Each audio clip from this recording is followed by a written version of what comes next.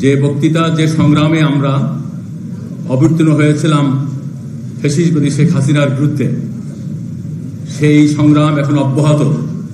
আমরা এখনো আমাদের গণতান্ত্রিক অধিকার ফিরে পাই নাই, আমরা আমাদের ভোটাধিকার ফিরে পাই নাই।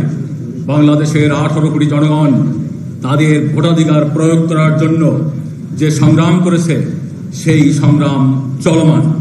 আমরা আশা করছি আমাদের নেতা তারেক রহমান সাহেব গত মিটিংয়ে সে বাংলাদেশের রাজনীতির একটি চূড়ান্ত ফয়সালা দিয়েছেন।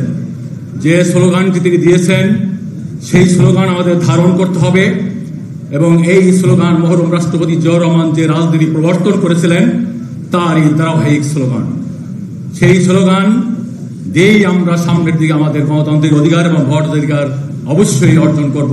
সেই সংগ্রামে আমরা সম্মিলিতভাবে সামনের দিকে এগিয়ে যাব। তাতে যে বাধাই আসুক না কেন, সেই বাধা অতিক্রম করে আমরা আমাদের ডিসেম্বর মাসের ভিতরে বাংলাদেশের জাতীয় সংসদ নির্বাচন আদায় করব। সকলকে ধন্যবাদ।